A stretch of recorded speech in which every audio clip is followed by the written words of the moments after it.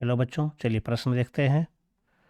आनुवांशिक रूप से कैनबिस में पादपों में डैश पुष्पों के निर्माण को जिब्रेलिन बढ़ावा देते हैं, जबकि एथिलीन आनुवांशिक रूप से पादपों में डैश पुष्पों के निर्माण को बढ़ावा देते हैं। तो चलिए देखते हैं। सबसे पहले इससे संबंधित हम लोग देख लेते हैं मुख्य अवधारणा को। इस प्रश्न में दो पादप हार्मोन की चर्चा की गई है। एक पादप हार्मोन है यहाँ पर जिब्रेलिन की, और दूसरा पादप हार्मोन है यहाँ पर एथिलीन की। दो प्रकार के हार्मोन हैं। दोनों का यहाँ पर पुष्पन से संबंधित बातें बताना है, क्योंकि दोनों का दोनों पादप हार्मोन है। जिब्रेलिन के कई सारे काम हैं, तो यहाँ पर इसका एक काम पुष्पन भी होता है। इसके अलावा अन्य काम में अगर जिब्रेलिन का देखें तो कई सारे काम हैं, जैसे कि यह बीज अंकुरन का भी काम कराता है, पौधों की लंबाई को बढ़ाता है, पौधों की लंबाई को बढ़ाता है।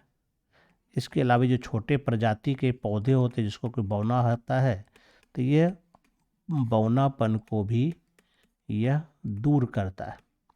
लेकिन यहाँ पर मेनली अगर पुष्पन को देखें तो चूँकि यहाँ पे एक पौधा दिया गया है कैनेबिस के बारे में, तो यह क्या करता है, कैनेबिस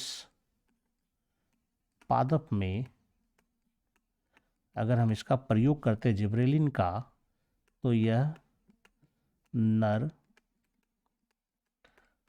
पुष्पों के निर्माण को बढ़ावा देता है। यानी अगर हम जिब्रेलिन का प्रयोग करें तो पौधों में नर पुष्पों की संख्या बढ़ जाएगी। उसी तरह से अगर एथिलीन को देखें तो इसके भी कई सारे काम हैं। वैसे यह वृद्धि निरोधक हार्मोन होता है, यह वृद्धि निरोधक हार्मोन है। यह ही एकमात्र ऐसा हार्मोन है जो कि गैसीय हार्मोन होता है, और मुख्य रूप से इसको फल पकाने के लिए जाना जाता है। यह फल पकाने में मदद करता है, लेकिन यहाँ पर यह भी पुष्पन क्रिया में मदद करता है। यहाँ पे चूँकि कैनेबिस के बारे में दिया गया है, तो इसमें यह क्या करता है, यह आनुवांशिकी रूप से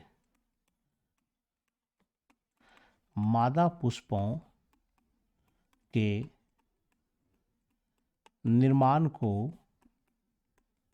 बढ़ावा देता है। तो यहाँ पर जो प्रश्न था हमारा कि पुष्पन क्रिया में कौन क्या क्या करता है, कि कैनेबिस में पादप में किस पुष्प का निर्माण करता है, ये जिब्रेलिन के लिए था। तो जिब्रेलिन को अगर हम देखें तो जिब्रेलिन यहाँ पर पुष्पन क्रिया में नर पुष्प के निर्माण के को बढ़ावा देता है, यानी इसके कारण नर पुष्पों की संख्या बढ़ेगी। उसी तरह से दूसरा हार्मोन था एथिलीन, तो यह जो है मादा पुष्पों के निर्माण को यह बढ़ाता है। तो हमारा जो प्रश्न था इसका सही जवाब हमें मिल चुका है। आशा करता हूँ आप समझ गए होंगे। धन्यवाद।